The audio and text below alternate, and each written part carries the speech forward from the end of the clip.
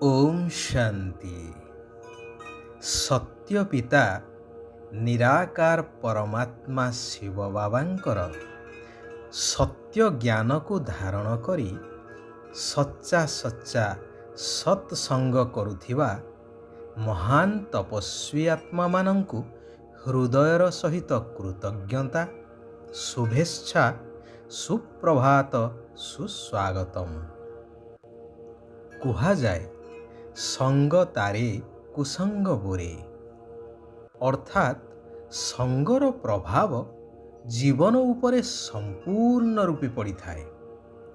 ସେଥିପାଇଁ ମଧ୍ୟ କୁହାଯାଏ କି ଯଦି ଜଣେ ଚୋର ନିତ୍ୟ ସାଧୁମାନଙ୍କ ସଙ୍ଗରେ ବା ଗହଣରେ ରୁହେ, ତେବେ ଦିନେ ସେ ପରିବର୍ତ୍ତନ ହୋଇ ସାଧୁରେ ପରିଣତ ହୋଇଯାଇଥାଏ।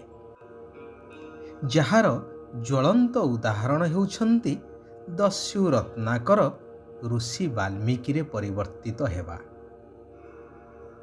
ବର୍ତ୍ତମାନର ସାମାଜିକ ଚଳଣି, ମନୁଷ୍ୟମାନଙ୍କର ଆଚାର ବ୍ୟବହାର, ପୋଷାକ ପରିପାଟି, ଖାଦ୍ୟ ପାନୀୟ ମଧ୍ୟ ଏକ ବିରାଟ ନମୁନା ସଙ୍ଗର ପ୍ରଭାବର।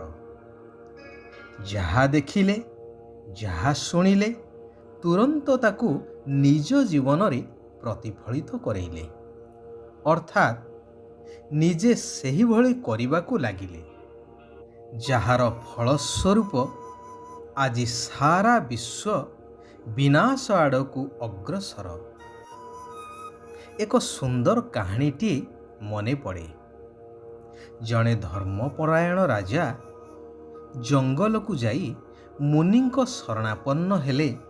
କହିଲେ, ମୁନିବର, ମୋର ଏବେ ରାଜସିଂହାସନ ପ୍ରତି ମୋହ ତୁଟିଗଲାଣି। ମୋର ଉଦାର ମନୋବୃତ୍ତିକୁ ଦେଖି କର୍ମଚାରୀମାନେ ବିଭିନ୍ନ ସମସ୍ୟା ସୃଷ୍ଟି କରିଚାଲିଛନ୍ତି। ପଡ଼ୋଶୀ ରାଜ୍ୟ ସହିତ ମିଶି ରାଜ୍ୟର ଶତ୍ରୁ ହୋଇଯାଉଛନ୍ତି। ଯେହେତୁ ମୋର ବଂଶରେ ଆଉ କେହି ନାହାନ୍ତି, ତେଣୁ କେତେଜଣ ମନ୍ତ୍ରୀ ମଧ୍ୟ ସିଂହାସନ ପ୍ରତି ଲାଳାୟିତ ହୋଇ ଭିତରେ ଭିତରେ ପରସ୍ପର ସମର୍ଥକ ଯୋଗାଡ଼ କରିବାରେ ଲାଗିଛନ୍ତି। ତେଣୁ ଆପଣ ମୋତେ ମୁକ୍ତିର ମାର୍ଗ ଦେଖାଇବା ସହିତ ରାଜ୍ୟକୁ ମଧ୍ୟ ଜଣେ ଉତ୍ତମ ଶାସକ ହାତରେ ଦିଅନ୍ତୁ। ସେହି କାମନା ନେଇ ମୁଁ ଆପଣଙ୍କ ପାଖକୁ ଆସିଛି। ମୁନିମର ରାଜାଙ୍କ ସହିତ ରାଜଦରବାରକୁ ଯାଇ ଜରୁରୀ ବୈଠକ ଡକେଇ ବହୁ ବିଚାର ବିମର୍ଶ କରିବା ପରେ ସର୍ବସମ୍ମତିକ୍ରମେ ପ୍ରଧାନମନ୍ତ୍ରୀକୁ ରାଜମୁକୁଟ ପ୍ରଦାନ କଲେ ଏବଂ ରାଜାଙ୍କୁ ନିଜ ସହିତ ତାଙ୍କ କୁଟୀରକୁ ନେଇଗଲେ। ମନ୍ତ୍ରୀ ରାଜପଦ ପ୍ରାପ୍ତ କରି ନିଜର ଇଚ୍ଛା ମୁତାବକ କାର୍ଯ୍ୟ କରିଚାଲିଲେ, ମୌଜ ମଜଲିସରେ ରହିଲେ। ହେଲେ ପ୍ରଜା ଆନ୍ଦୋଳନ ହେବା ଭଳି ପରିସ୍ଥିତି ଆସିଯିବାର ସୂଚନା ପାଇ ନିଜକୁ ସୁଧାରି ନେଇ ପ୍ରଜାମଙ୍ଗଳ କାର୍ଯ୍ୟ କରିବାର ଯୋଜନାମାନ ପ୍ରସ୍ତୁତ କଲେ। ହେଲେ ସେଥିପାଇଁ ତାଙ୍କୁ ଅନେକ ବାଧାବିଘ୍ନର ସାମ୍ନା କରିବାକୁ ପଡ଼ୁଥାଏ। ଏବେ ସେ ନିଜେ ହୃଦୟଙ୍ଗମ କଲେ କି ରାଜପଦ ପ୍ରାପ୍ତ କରିବା ଯେତିକି ଆନନ୍ଦଦାୟକ, ରାଜ୍ୟ ଚଳେଇବା ତାଠାରୁ ଅନେକ ଗୁଣା କଷ୍ଟଦାୟକ। ଯେପରି ଖଣ୍ଡା ଧାରରେ ଚାଲିବା ସଦୃଶ।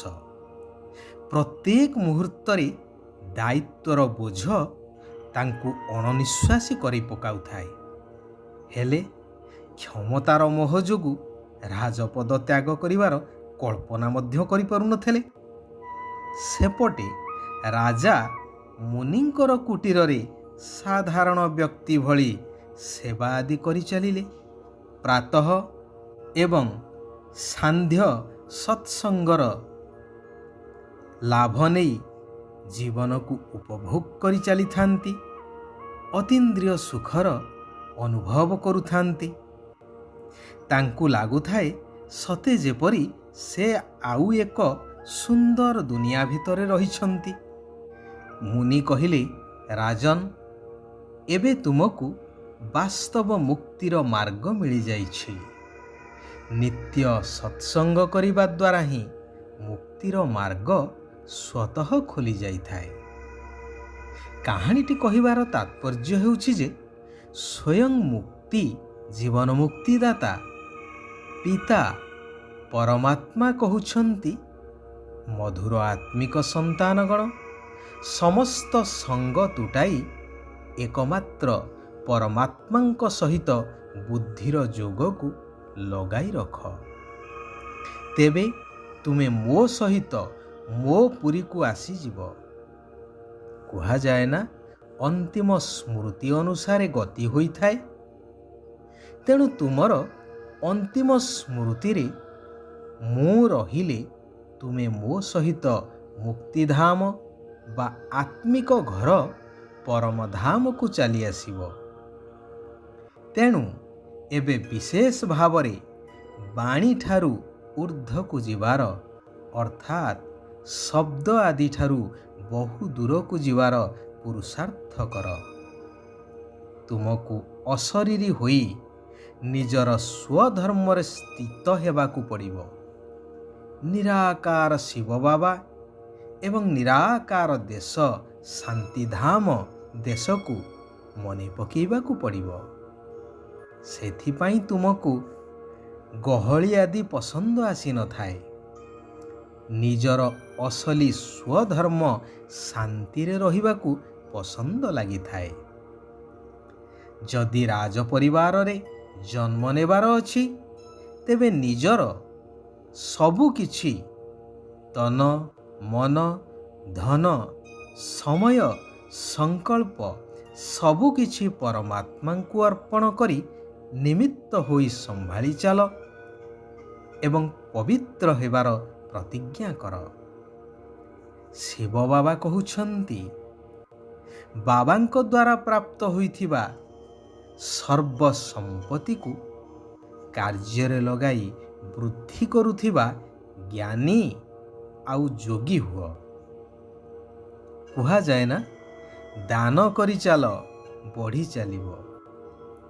ତେବେ ଏପରି କୌଣସି ଜିନିଷ ଅଛି ଯାହାକୁ ଦାନ କରିବା ଦ୍ୱାରା ବୃଦ୍ଧି ପାଇଥାଏ କି? ଧନ ହେଉ, ବସ୍ତୁ, ବୈଭବ, ଅନ୍ନ, ଯାହା କିଛି ବି ହେଉ, ଦାନ କରିବା ଦ୍ୱାରା ତାହା ଧୀରେ ଧୀରେ ଶେଷ ହୋଇଥାଏ। କିନ୍ତୁ ସଂସାରରେ ଏକମାତ୍ର ଜିନିଷ, ଶ୍ରେଷ୍ଠ ଜିନିଷ, ଯାହାର ଦାନ ଦ୍ୱାରା ଆହୁରି ବୃଦ୍ଧି ହେଇ ଚାଲିଥାଏ, ତାହା ହେଉଛି ଜ୍ଞାନ ଧନ। ତେବେ କ'ଣ ଦାନ କରିବା? ଭଗବାନଙ୍କ ଦ୍ୱାରା ପ୍ରାପ୍ତ ସର୍ବଗୁଣ ସର୍ବପ୍ରାପ୍ତି ରୂପକ ଧନକୁ ଦାନ କରି ଚାଲ। ଏହା ବଢ଼ି ବଢ଼ି ଚାଲିବ ଯେତେ ତୁମେ ଦାନ କରି ଚାଲିବ। ଏଭଳି କେବେ କହିବା ଅନୁଚିତ କି ମୁଁ ତ ଚାହୁଁନଥିଲି, ହେଲେ ଭୁଲ ହେଇଗଲା, ମୋର ତ ଏପରି ଭାବନା ନଥିଲା, ହେଲେ କାହିଁକି କେଜାଣି ମୁଁ ଏମିତି କହିଦେଲି ଆଦି ଆଦି। କାରଣ ଜ୍ଞାନୀ ଆଉ ଯୋଗୀ ଆତ୍ମା ପ୍ରଥମେ କର୍ମର ପରିଣାମକୁ ଚିନ୍ତା କରି ପରେ କର୍ମ କରିଥାନ୍ତି। ସ୍ୱଭାବ ଏବଂ ବିଚାରରେ ଅନ୍ତର ଥିଲେ ମଧ୍ୟ ସ୍ନେହରେ ଅନ୍ତର ରହିବା ଉଚିତ ନୁହେଁ। କାରଣ ବର୍ତ୍ତମାନ ସମାଜରେ ମଣିଷ ହେଉ ବା ପଶୁପକ୍ଷୀ, କେହି ବି ସମସ୍ତେ ହେଉଛନ୍ତି ସ୍ନେହର କାଙ୍ଗାଳ। ସ୍ନେହ ଦ୍ୱାରା ସବୁକିଛି ସାଧନ କରାଯାଇପାରେ, ସବୁକିଛି ନିଜର କରାଯାଇପାରେ, ଆପଣାର କରାଯାଇପାରେ। ଆଚ୍ଛା, ଆଜି ପାଇଁ ଏଇଠାରେ ଆମେମାନେ ବିରାମ ନେବା। ଆସନ୍ତାକାଲି ପୁନଶ୍ଚ ଆମେମାନେ ସେହି କଲ୍ୟାଣକାରୀ ପରମାତ୍ମାଙ୍କର ଆଉ କିଛି କଲ୍ୟାଣକାରୀ ମହାବାକ୍ୟକୁ ଶ୍ରବଣ କରିବା, ମନନ କରିବା, ନିଜ ଜୀବନରେ ଧାରଣ କରି ଆତ୍ମାର ଶକ୍ତିକୁ ବୃଦ୍ଧି କରିବା ସହିତ ଦୈବୀ ଗୁଣ ସମ୍ପନ୍ନ ହୋଇ ସତ୍ୟଯୁଗୀ ନୂତନ ରାଜ୍ୟର ଅଧିକାରକୁ ପ୍ରାପ୍ତ କରିବା। ଓମ୍ ଶାନ୍ତି। ଓମ୍ ଶାନ୍ତି। ଓମ୍ ଶାନ୍ତି।